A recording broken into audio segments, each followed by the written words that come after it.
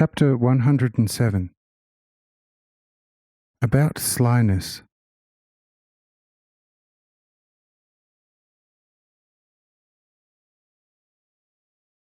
After the discussion between Kenan and Mahalaleel, and earlier also between Jared and Enoch, Seth and Enos were secretly already anxious to exchange a few words with each other.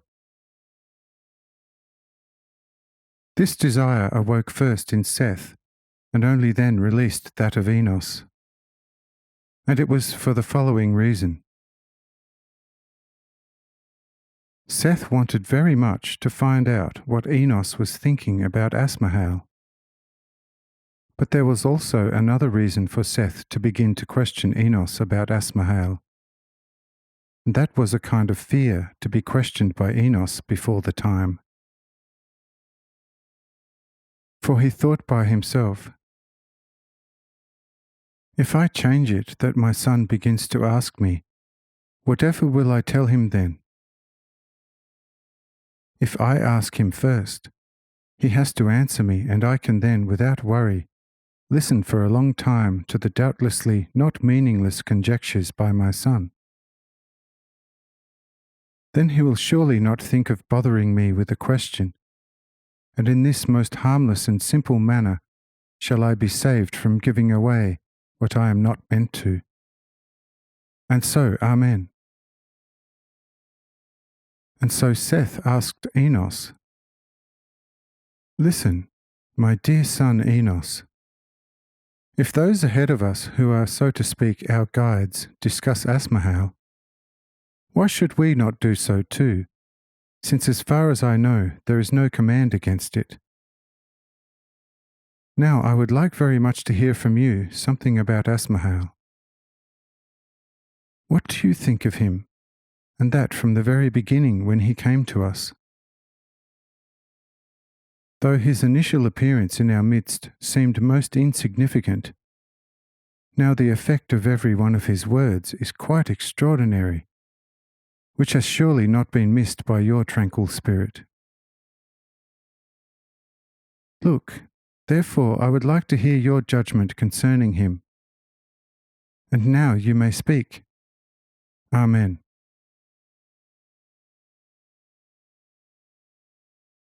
Behold, Seth's slyness was justified because only his great love for me had brought it about.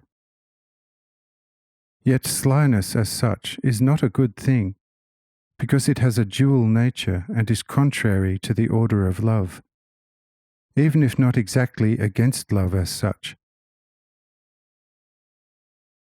In a physical respect, it can be compared to the dual nature in a human, whom nature has mutilated so that he is part man, part woman. Who can be married to such a hermaphrodite? And what virgin could conceive by such a hermaphrodite, whose organs cannot be used for either begetting or conceiving? But such a person still loves his perfect fellow men, and they love him.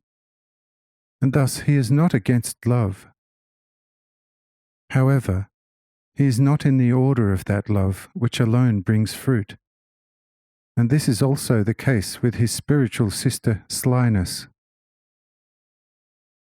For through it no one is impregnated with life, nor can it achieve any impregnation towards life for itself, as it is always, though in a way harmless and faultless, nothing but a fraud, always more or less annoying to the disappointed, who will ask the harmless sly one, why did I have to be caught through slyness, be it though for a good end?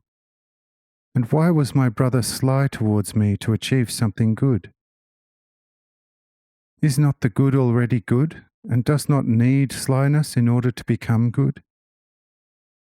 Or am I, or was I myself bad, so that I had to be won for the good through slyness? If slyness is accessible to the bad, it must necessarily be bad itself, for if it were good, the bad one would have fled it. Behold, In this way, Seth acted towards Enos, thinking that he was handling the matter very well. But he became so entangled that if Asmahel had not interceded, Seth would have appeared before his son in a very bad light. This will become evident through the guileless answer of Enos. Dear father, why do you ask me something I wanted to and should have asked you? Truly, for quite a while already I had this question on my mind, and was quite prepared to bother you with a question concerning Asmahel. However, you forestalled me. But since in this respect the night is on my side, and I cannot like a star shine before you who, as far as I know and feel, have daylight, or at least an early twilight, concerning Asmahel, do give me some light out of your day. You say yourself that all light comes from above. How am I now expected to shine upward to you from below? Or should I carry on a futile and worthless conversation with you about something which for the greater part is still unknown and incomprehensible to me? Look, father, since it is worthwhile to speak about Asmahel, I take the liberty of reversing the question.